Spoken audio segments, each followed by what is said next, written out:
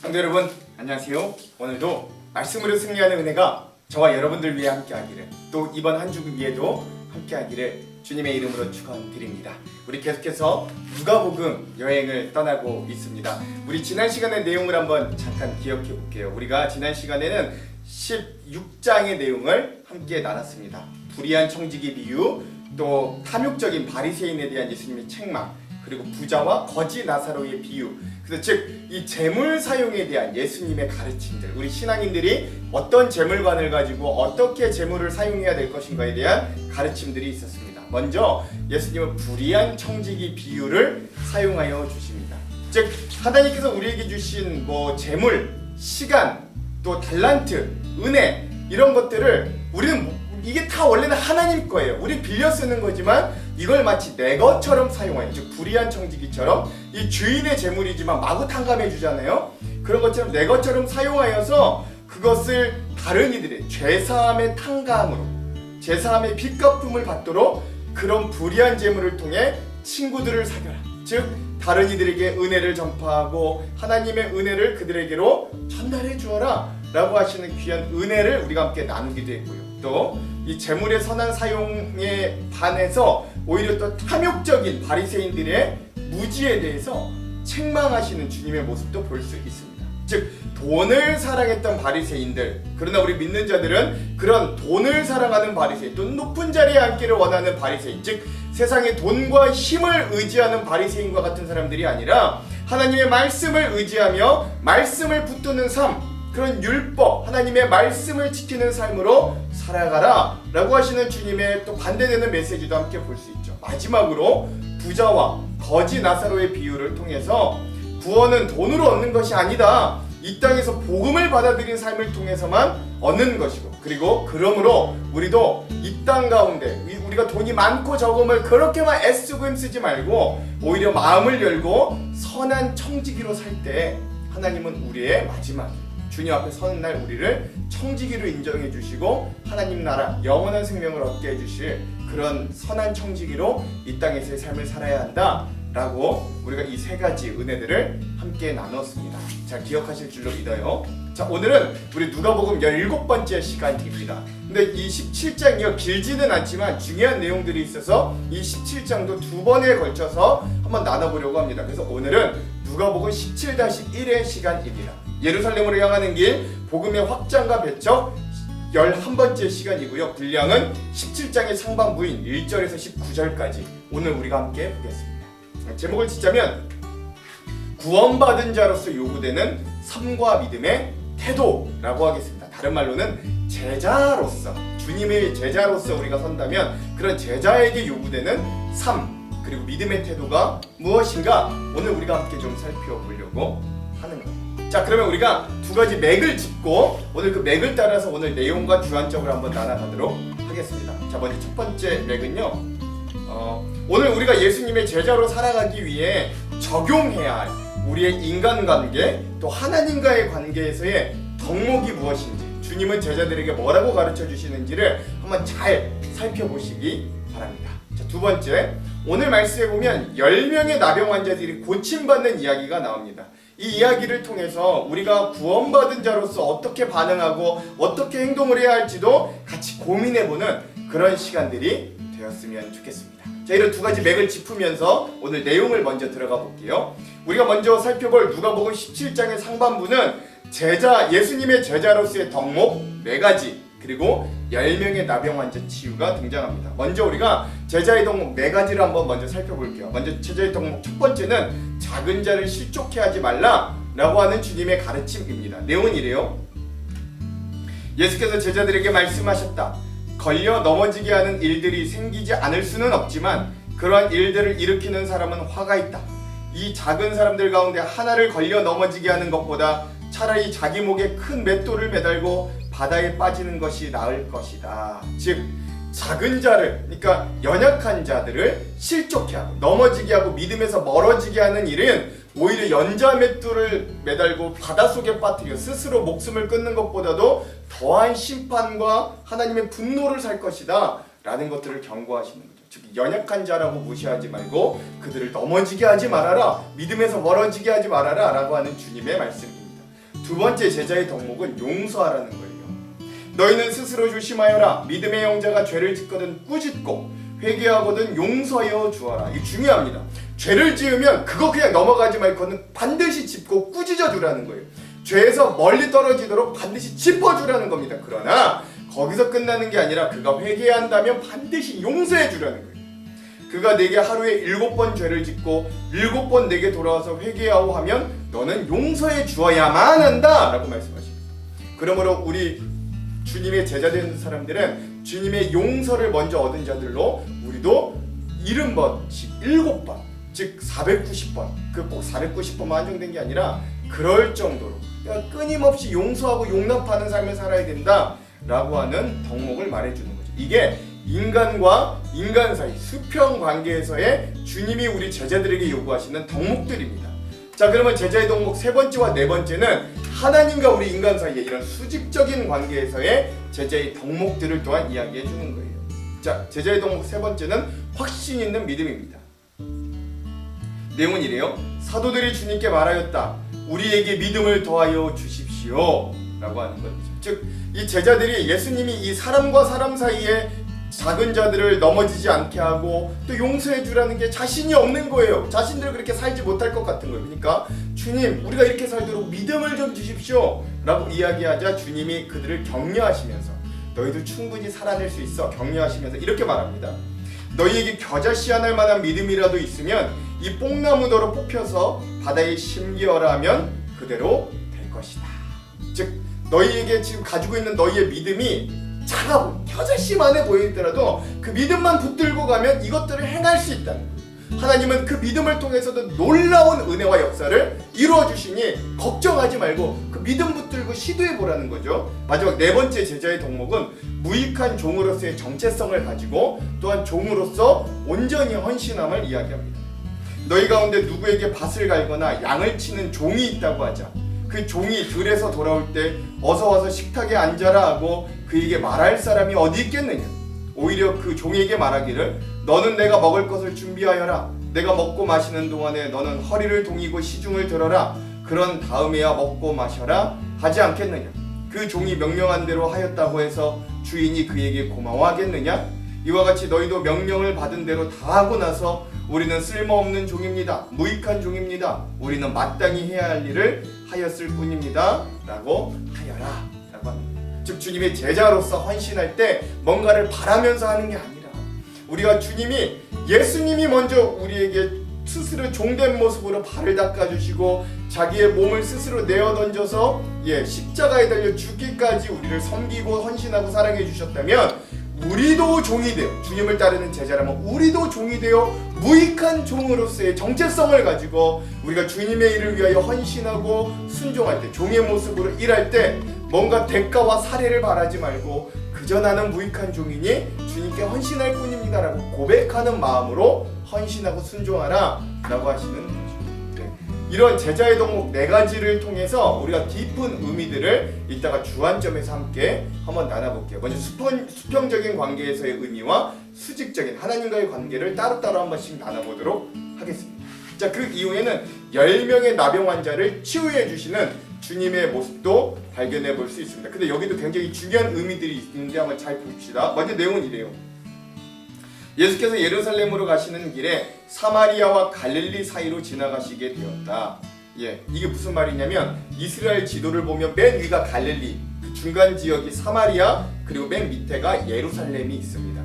주님은 지금 갈릴리에서 예루살렘으로 내려가시는 중이에요. 근데 누가복음 9장에 보시면 이 갈릴리에서 예루살렘으로 가는데 주님이 일반 이스라엘 백성들, 유대인들은 사마리아 지역이 더럽 부정하다고 하여 거길 통과하려고 가지 않으시는데 예수님은 그 사람들에게도 전도하고 복음을 전하기 위해 그쪽 지방으로 가려고 하셨으나 누가복음 9장에 보면 이 사마리아 사람들이 예수님을 반대합니다. 못 들어오게 막아요. 그래서 주님은 결국 갈릴리와 사마리아 사이에 있는 길을 통해 예루살렘으로 돌아가실 수밖에 없었다라고 하는 걸 알 필요가 있습니다. 자, 근데 그런 길로 가시다가 예수께서 어떤 마을에 들어가셔서 나병 환자 10사람을 만나셨다. 그들은 멀찍이 멈추어 서서 소리를 높여 말하였다. 예수 선생님, 즉 랍비여, 우리를 불쌍히 여겨 주십시오. 예수께서는 보시고 그들의 나병 환자들에게 말하였다. 가서 너희 제사장들에게 너희 몸을 보여라 라고 하시는 거예요. 그러니까 주님이 아주 믿음을 요구하시는 거예요. 너희가 나았다. 그 사람들이 지금 그 자리에서 낫지 않았음에도 불구하고 너희의 몸 내가 이제 이야기하면 너희가 나을 거니까 가서 제사장에게 너희의 몸이 깨끗하게 나았다고 보여라 라고 말씀하시는 겁니다. 이렇게 제사장에게 확인을 받아야만 그들이 완치 판정을 받고 자신들의 원래 삶의 터전으로 돌아갈 수 있었거든요. 아니면 다 격리돼서 생활할 수밖에 없었어요. 그런데 그들이 그 주님의 말씀에 명령해서 정말 제사장에게 자기 몸을 보이려고 믿음으로 가는 거예요. 그러자 그들이 가는 길 동안에 몸이 깨끗해짐을 얻었습니다. 이렇게 하나님의 놀라운 은혜 또 그들의 믿음을 통해 그들이 깨끗해지는 회복의 역사가 일어났습니다. 자, 그런데 그 다음 사건은 그 중에서도 사마리아 사람만이 돌아와 예수님께 감사하고 구원을 얻는 사건이 일어나는 거예요. 내용은 이래요. 그런데 그들 가운데 한 사람은 자기의 병이 나은 것을 보고 큰 소리로 하나님께 영광을 돌리면서 되돌아와서 예수의 발 앞에 엎드려 감사를 드렸다. 그런데 그는 사마리아 사람이었다. 이게 시사하는 바가 큽니다. 그래서 예수께서 말씀하셨다. 10사람이 깨끗해지지 않았느냐? 그런데 9사람은 어디에 있느냐? 하나님께 영광을 돌리러 되돌아온 사람은 이 이방 사람 한 명밖에 없느냐? 그런 다음에 그에게 말씀하셨다. 일어나서 가거라. 내 믿음이 너를 구원하였다 라고 하는 것이죠. 10사람이 모두 치유를 받았지만 예수님께로 돌아와서 감사를 드리고 그 은혜를 칭송한 사람은 사마리아 한 사람밖에 없었다. 이것도 굉장한 의미를 주는 장면들이죠. 그래서 그는 육신이 다 나은 것뿐만이 아니라 영적으로도 구원을 선포받는 놀라운 은혜를 겪게 되었다. 우리 이 부분에 대해서도 이따 주안점에서 한번 깊이 나눠보도록 하겠습니다. 자, 그럼 오늘 이 부분 우리 누가복음 17장 상반부의 핵심 구절을 살펴볼 거예요. 세 군데입니다. 2절에서 3절, 6절, 10절인데요. 먼저 2절에서 3절을 읽어볼게요. 그가 이 작은 자 중에 하나를 실족하게 할진대 차라리 연자맷돌이 그의 목에 매어 바다에 던져지는 것이 나으니라. 너희는 스스로 조심하라. 만일 내 형제가 죄를 범하거든 경고하고 회개하거든 용서하라. 아멘. 6절입니다. 주께서 이르시되 너희에게 겨자씨 하늘 만한 믿음이 있었더라면 이 뽕나무더러 뿌리가 뽑혀 바다에 심기 얼하였을 것이요 그것이 너희에게 순종하였으리라. 아멘. 10절입니다. 이와 같이 너희도 명령받은 것을 다 행한 후에 이르기를 우리는 무익한 종이라 우리가 하여야 할 일을 한 것뿐이라 할지니라. 아멘. 그렇죠? 그래서 오늘 이 예수님께서 제자의 덕목으로서 말씀해 주신 네 가지의 말씀을 오늘 누가복음 17장 전반부의 핵심 구절로 삼아 보았습니다. 자, 그럼 오늘 이 부분에 대한 주안점 세 가지를 함께 나누고 오늘 말씀을 읽어볼게요. 첫 번째, 자, 오늘 우리가 읽을 이 누가복음 17장의 상반부에서 우리가 처음으로 살펴볼 주제는 이 땅에서 예수님의 제자로 살아가는 사람들의 덕목에 대한 주제들입니다. 특별히 예수님은 제자들에게 하나님 나라의 백성으로서 이 땅 가운데 이웃들과의 관계인 수평적인 관계를 맺을 때 사랑과 용서의 덕목을 말씀해 주셨고요. 수직적인 관계, 즉 하나님과의 삶에서의 가져야 할 신앙적인 믿음과 헌신의 덕목에 대해서 가르쳐 주십니다. 근데 사실 이러한 예수님의 가르침은 예수님께서 승천하시고 난 이후에 초대교회 성도들이나 아니면 이후 2000년이 지난 지금 오늘 우리 교회들에게나 여전히 절실하고 유효한 가르침들입니다. 17장의 1절에서부터 10절까지 이런 예수님의 가르침은 네 가지 신앙의 덕목들로 정리해 볼 수 있는데 처음 두 가지 덕목 1절에서 4절까지는 수평적인 관계, 즉 그리스도인들이 가족과 성도와 이웃과의 관계에서 어떤 방향과 인품을 가지고 그들을 상대해야 될지에 대한 덕목들이 등장해요. 2절에서 3절. 그가 이 작은 자 중에 하나를 실족하게 할진대 차라리 연자맷돌이 그 목에 매어 바다에 던지는 것이 나으리라. 너희는 스스로 조심하라. 만일 내 형제가 죄를 범하거든 경고하고 회개하거든 용서하라. 아멘.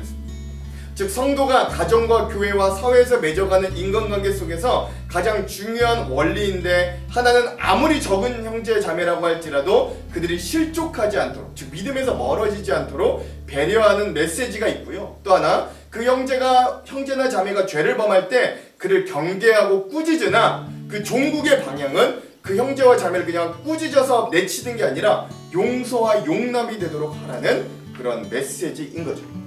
사실 우리는 죄를 지적하고 비난하기는 쉽지만 그것을, 그러니까 타인에 대한 죄를 지적하고 비난하기는 쉽지만 그것을 아무렇지 않게 용서하고 용납하여 없던 일로 돌리는 건 매우 어려운 일입니다. 그러나 하나님께서 우리 신앙인들, 제자들에게 요구하시는 신앙의 성숙은 이방인들이나 세상 사람들이 하는 정도가 아니라 그것을 넘어서는 위대한 사랑과 용서를 우리에게 요구하시고 원하시는 거예요. 그러므로 예수님이 가르쳐주신 덕목대로 우리의 인간관계는 낮은 곳에서 높은 곳을 추구하는 방향이 아니라 높은 데서 낮은 곳을 추구하는 방향이 돼야 되고, 그 중심에는 뜨거운 사랑이 있어 덮어주고 용납하며 사랑으로 작은 자와 넘어진 자를 일으켜줄 수 있어야 됩니다. 베드로 사도도 이 초대교회 성도들에게 이렇게 수평적인 삶을 살기를 간절히 원했어요. 우리 베드로전서 4장 8절에서 10절을 한번 나눠볼게요. 무엇보다 뜨겁게 서로 사랑할지니 사랑은 허다한 죄를 덮느니라.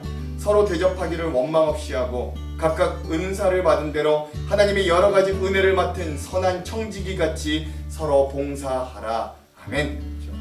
그러면 이러한 예수님께서 오늘 우리 그리스도인들에게 요구하시는 이웃사랑의 정신, 즉 수평적인 관계에서의 정신은 누구에게라도 가망 없음을 선언하지 말라라는 것이에요. 그 어떤 사람도 예수 그리스도 안에서 포기될 수 없고 그 어떤 사람도 용납하지 못할 사람이 없습니다. 왜냐하면 이미 하나님과 원수된 우리를 위해 하나님이 먼저 그의 하나밖에 없는 아들을 주시기까지 용서와 용납을 받은 자들이, 즉 우리들이, 즉 우리가 먼저 10,000달란트 탕감받은 자들이 바로 오늘 우리들이기 때문에 그렇습니다. 그리고 하나님께서 먼저 믿는 자 된 우리도 그와 같이 인내하며 기다려주셨기 때문이에요. 그러므로 제자는 그가 속한 가정과 교회 공동체 안에서도 때론 마음이 맞지 않고 우리의 마음을 불편하게 만드는 사람들도 품고 나아가야 되는 소명이 있습니다. 거기에 한 걸음 더 나아가 예수님의 제자는 세상의 작은 사람들을 관심밖에 두지 않고 오히려 그들을 품어야 합니다. 그래서 믿는 자의 관계 방정식은 우리가 상대하는 가족, 성도, 세상의 이웃을 예수님을 사랑하듯이 영접하고 예수님을 섬기듯이 받들어야 되는 거예요. 그러므로 오늘 하루도 예수님께서 주신 이웃과의 관계의 말씀을 기억하면서 다른 사람들을 실족지 않게 하고 용서하고 품어주는 사랑을 실천하는 귀한 하루가 되기를 먼저 간절히 소망합니다. 자, 두 번째, 이 수평적인 관계, 즉 사람과 사람 사이의 관계에서 제자의 덕목을 말씀하신 예수님은 이어서 수직적인 관계, 즉 하나님과 우리 믿는 사이의 관계에서의 제자의 덕목을 말씀하십니다. 여기도 마찬가지로 두 가지를 말씀하시는데, 하나는 확신 있는 믿음과 또 하나는 종된 자로서의 온전한 정체성과 헌신이에요. 사실 앞서 예수님께서 말씀하신 이 이웃사랑의 정신은 우리가 기존에 가지고 있던 우리 사람의 마음으로는, 우리 사랑의 마음으로는 참으로 벅찬 일이기도 합니다. 우리는 본능적으로 이기적이어서 타인을 향한 사랑을 베풀기보다는 나에게는 관대할지언정 남에게는 철저한 게 우리의 본성이기 때문에 그렇습니다. 이런 스스로의 약함을 알았던 제자들은 예수님께 이렇게 요청해요. 5절입니다. 사도들이 주께 여짜오되 우리에게 믿음을 더하소서 하니 아멘. 그래서 우리는 가장 먼저 하나님과의 관계를 온전하게 함으로 하나님과의 관계에서 얻는 사랑과 믿음의 풍성함을 통해 사람들과의 관계에서 나아가 예수님이 알려주신 사랑과 또 용납의 관계를 비로소 실현해 나갈 수 있는 거예요. 그래서 예수님은 먼저 우리의 믿음이 겨자씨만한 것이어도 그것을 붙들고 나아가라며 용기를 주십니다. 6절, 주께서 이르시되 너희에게 겨자씨 하나일 만한 믿음이 있었더라면 이 뽕나무더러 뿌리가 뽑혀 바다에 심기어라였을 것이요 그것이 너희에게 순종하였으리라. 아멘. 여러분, 겨자씨는요 세상에서 가장 작은 씨는 아니지만 통상 이 당시 이스라엘 사람들에게 가장 작은 것을 표시하는 말로 겨자씨를 뽑습니다. 우리나라 사람들은 벼룩의 간 이런 표현을 쓰듯이 여기도 겨자씨가 그런 표현이었다는 거예요. 그러나 예수께서 모래나 먼지가 아닌 굳이 겨자씨로 예를 드신 이유는 겨자씨는 비록 작지만 그 씨 안에는 엄청난 생명의 능력이 내포되어 있어서 그 작은 겨자씨가 큰 생명을 펼치는 나무로 성장할 수 있기 때문입니다. 즉 겨자씨만한 믿음이란 존재 여부만을 분간할 수 있는 극히 적은 양의 믿음을 가리키기도 해요. 그런데 그만큼 우리의 믿음이 적어 보인다 할지라도 그것을 붙들고 진실되게 믿을 때 그것을 발휘하는 힘은 실로 엄청날 것이다라고 하는 용기를 주시는 거죠. 사실 오늘 우리는 예수님께서 알려주신 방법대로 세상을 살아갈 엄두가 나지 않는 사람들입니다.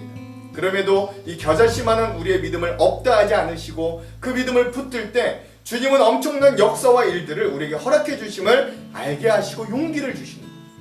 또 한 가지 우리가 하나님과의 관계를 통해서 가져야 될 제자로서의 덕목은 바로 종된 자로서의 정체성과 온전한 순종과 헌신의 자세라는 거예요. 그러니까 가장 먼저는 우리의 믿음이 연약해 보이고 없어 보일지라도 그 믿음을 붙들고 나아가는 자세라면 또 하나 그렇게 붙들고 나아갈 때 온전한 헌신과 순종의 자세가 필요하다는 거예요. 예수님은 제자된 자들이 하나님의 일을 할 때의 자세에 대해 분명하게 이렇게 말합니다. 9절에서 10절 명함대로 하였다고 종에게 감사하겠느냐 이와 같이 너희도 명령받은 것을 다 행한 후에 이르기를 우리는 무익한 종이라 우리가 하여야 할 일을 한 것뿐이라 할지니라. 아멘. 그렇죠. 우리는 사실 하나님의 종이라고 스스로 고백을 많이 합니다. 특별히 목회자들은 더욱더 그렇습니다. 그런데 너무 부자연스러운 건 목회자들이 이제는 하나님의 종을 넘어 하나님의 종님으로 불려지고 종처럼 섬기기보단 섬김을 받는 것에 익숙해진 모습을 종종 보인다라는 거예요. 저도 가끔 그런 모습이 있어 경계합니다. 그렇다고 일반 성도들은 다른가? 일반 믿는 성도들도 크게 다르지 않습니다. 현대 크리스천들이 그렇다는 거예요. 그러나 원래 종은 원래 의무를 다했다고 그에 대한 보상이나 사례를 받는 자들이 아닌 거예요. 아무 대가 없이 순종하고 헌신하는 게 종의 임무입니다. 놀라운 건 우리 인생의 창조주 되시며 원래 우리 인생의 주인 되셨던 예수님이 먼저 종의 모습으로 우리를 섬기셨고 자신의 목숨을 주기까지 복종하시며 헌신하셨다는 사실입니다. 그래서 예수님이 받은 사례와 상급은 자신의 영광이 아니라 종으로 섬김으로 종으로 자신을 주심으로 온 인류의 구원과 생명을 얻으셨어요. 그러므로 오늘 우리 죄자된 자들의 자세도 무엇을 바라며 헌신과 섬김의 삶을 사는 것이 아니라 무익한 종으로서의 정체성을 가지고 하나님 앞에 나와 먼저 우리를 섬겨주시고 사랑해 주신 예수 그리스도의 십자가 사랑 앞에 무릎 꿇고 우리도 종된 자들의 정체성과 모습을 가지고 나아가는 길뿐입니다. 높은 뜻 숭의교회 원로 목사님이신 김동호 목사님이 젊은 시절 성도였을 때 모교회 담임 목사님께서 정년 은퇴를 하심을 경험했는데 그때 그 은퇴하시는 목사님이 그 소감을 말씀하시는 순간 다른 말씀은 1절 안 하시고 오늘 지금 우리가 읽고 있는 이 누가복음 17장 9절에서 10절의 말씀을 덤덤하게 읽고 내려오시는 모습을 보고 자신도 그런 목회자가 되어야 되겠다고 그 감명을 받았다고 하는 모습의 간증을 들은 것이 기억납니다. 우리도 그러한 순종과 헌신의 모습이 있을 때 하나님은 그런 우리를 얼마나 기뻐하시고 그런 우리의 삶을 얼마나 칭찬하실까. 그러므로 오늘 우리도 주님의 제자로서의 교만과 높은 자리에서 벗어나 겸손과 헌신의 마음과 자세로 오늘 하루를 살아가는 겨자씨만한 믿음이라도 붙들고 나아가는 그런 제자로서의 덕목을 갖는 저와 여러분이 되기를 간절히 또한 소망합니다. 이게 이 수평적인 관계와 수직적인 관계에서 우리 제자들이 가져야 될 덕목들입니다. 자, 마지막 세 번째, 오늘 우리가 마지막으로 살펴볼 주제는 10명의 나병 환자를 고치신 사건입니다. 예수님은 이스라엘의 북부 지방인 갈릴리 지방에서 내려와 사마리아 지방을 통과하여 예루살렘으로 가려고 했지만 사마리아인들의 반대로 누가복음 9장에 보면 나와요. 결국 갈릴리와 사마리아 사이의 길로 예루살렘을 돌아가실 수밖에 없었어요. 그게 오늘 1절의 내용입니다. 그런데 그 길에 갈릴리 지방에서 쫓겨난 나병 환자들과 사마리아 지방에서 쫓겨난 나병 환자들이 같이 촌락을 이루고 사는 곳에서 예수님이 가까운 그 길을 걸어가셨던 것 같아요.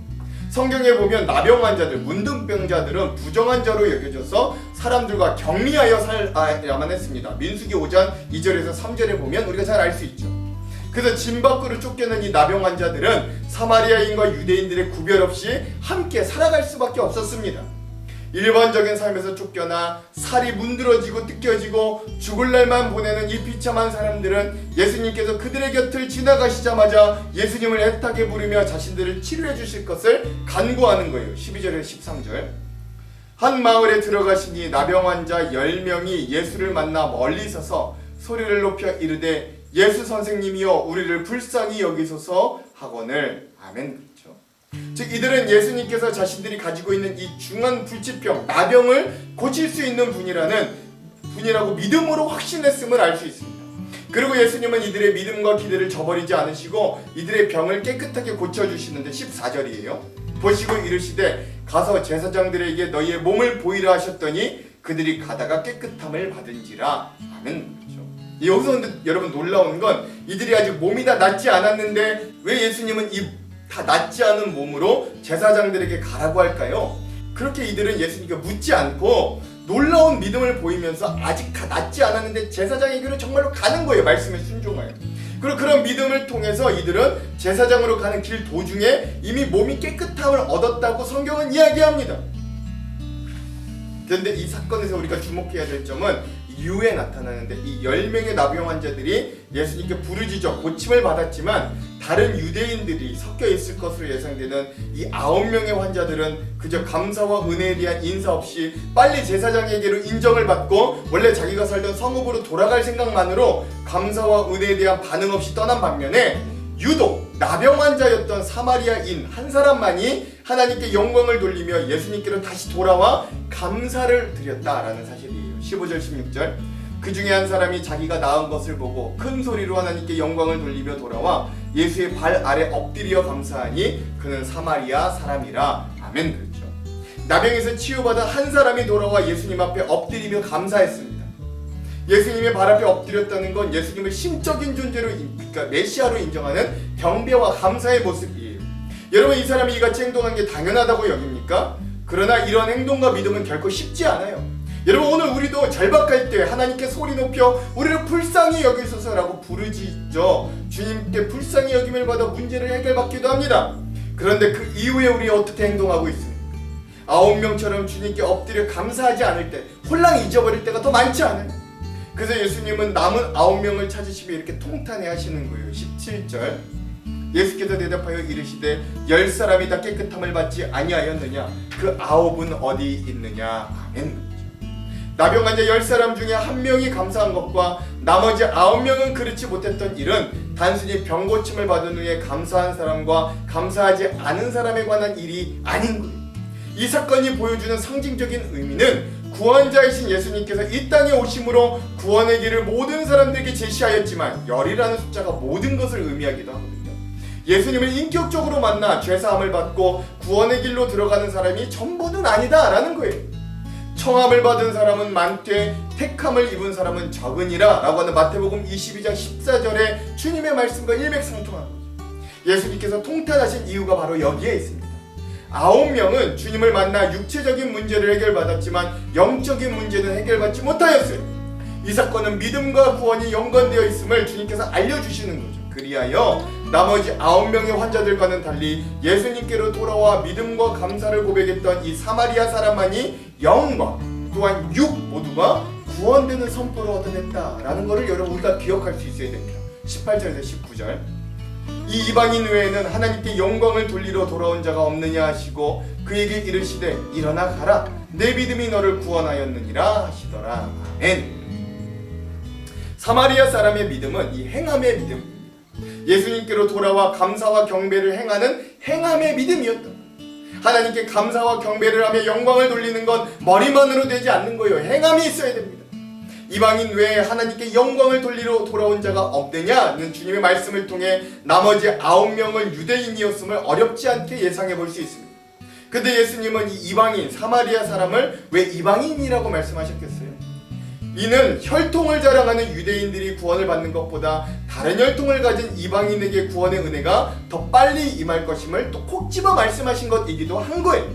그러므로 오늘 우리도 감사하지 못했던 유대인 나병 환자들처럼 주님의 은혜를 감사하지 못하는 영적 교만에서 벗어날 수 있어요.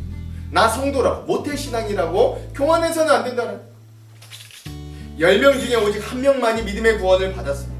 즉 주님의 구원의 길은 모든 사람에게 열려있지만 구원의 길로 들어가는 사람은 모든 사람이 아니다. 열려있는 길로 다시 반응하는 사람만이 구원을 얻는다라는 걸 기억해야 돼요. 즉 오늘 하루 이 말씀의 가르침을 따라 오늘 우리도 주님 앞에 나아가 감사와 경배를 행하며 주님의 말씀을 자신에게로 세워나가는 귀한 삶이 되시기를 주님의 이름으로 축원드립니다. 기도할게요. 하나님, 오늘 이 땅에서 우리가 살아갈 때 주님이 우리에게 가르쳐주신 제자로서의 덕목을 잘 기억하기 원합니다. 사람과 사람 사이의 관계에서 적은 자들에게 사랑과 은혜를 행하여 그들이 믿음에서 멀어지지 않게 하며 또한 용서하라 하신 주님의 말씀을 기억하게 하시고 오늘 우리가 겨자씨만한 믿음을 가지고서라도 그 믿음을 붙들 때 하나님은 우리를 통해 놀라운 일을 역사하시며, 또한 우리가 그 주님의 일을 행할 때 무익한 종으로서 하나님 어떤 헌신과 순종을 함에도 하나님 무엇인가를 바라고 하지 않는 온전한 순종과 헌신의 종들, 제자들이 다 될 수 있는 그런 주님의 칭찬을 받는 귀한 자들이 되기를 원합니다. 하나님 10명이나 모두 문둥병, 나병을 치유받았지만 단 한 명만이 돌아와 주님께 반응하여 영적인 구원까지 얻었듯, 하나님 오늘 우리도 그저 받은 것에서만 만족하는 자들이 아니라 주님께 나와 반응함으로 구원을 얻는 자들이 될 수 있도록 하나님 우리를 변화시켜 주시옵소서. 이 말씀 가운데 우리를 변화시켜 주님을 기대하며 예수님 이름으로 기도합니다. 아멘. 그럼 사랑하는 성도 여러분, 오늘 하루도 말씀으로 승리하십시오. 사랑하고 축복합니다. 화이팅! 제17장. 예수께서 제자들에게 이르시되 실족하게 하는 것이 없을 수는 없으나 그렇게 하게 하는 자에게는 화로다. 그가 이 작은 자 중에 하나를 실족하게 할진대 차라리 연자 맷돌이 그 목에 매어 바다에 던져지는 것이 나으리라. 너희는 스스로 조심하라. 만일 네 형제가 죄를 범하거든 경고하고 회개하거든 용서하라. 만일 하루에 7번이라도 네게 죄를 짓고 7번 네게 돌아와 내가 회개하노라 하거든 너는 용서하라. 사도들이 주께 여짜오되 우리에게 믿음을 더하소서. 너희에게 겨자씨 한 알만한 믿음이 있었더라면 이 뽕나무더러 뿌리가 뽑혀 바다에 심기어라 하였을 것이요 그것이 너희에게 순종하였으리라. 너희 중 누구에게 밭을 갈거나 양을 치거나 하는 종이 있어 밭에서 돌아오면 그더러 곧 와 앉아서 먹으라 말할 자가 있느냐? 도리어 그더러 내 먹을 것을 준비하고 띠를 띠고 내가 먹고 마시는 동안에 수종 들고 너는 그 후에 먹고 마시라 하지 않겠느냐? 명한 대로 하였다고 종에게 감사하겠느냐? 이와 같이 너희도 명령받은 것을 다 행한 후에 이르기를 우리는 무익한 종이라 우리가 하여야 할 일을 한 것뿐이라 할지니라. 예수께서 예루살렘으로 가실 때 사마리아와 갈릴리 사이로 지나가시다가 한 마을에 들어가시니 나병 환자 10명이 예수를 만나 멀리 서서 소리를 높여 이르되 예수 선생님이여, 우리를 불쌍히 여기소서. 보시고 이르시되 가서 제사장들에게 너희 몸을 보이라 하셨더니 그들이 가다가 깨끗함을 받은지라. 그 중에 한 사람이 자기가 나은 것을 보고 큰 소리로 하나님께 영광을 돌리며 돌아와 예수의 발 아래에 엎드려 감사하니 그는 사마리아 사람이라. 10사람이 다 깨끗함을 받지 아니하였느냐? 그 9은 어디 있느냐? 이 이방인 외에는 하나님께 영광을 돌리러 돌아온 자가 없느냐? 일어나 가라. 내 믿음이 너를 구원하였느니라.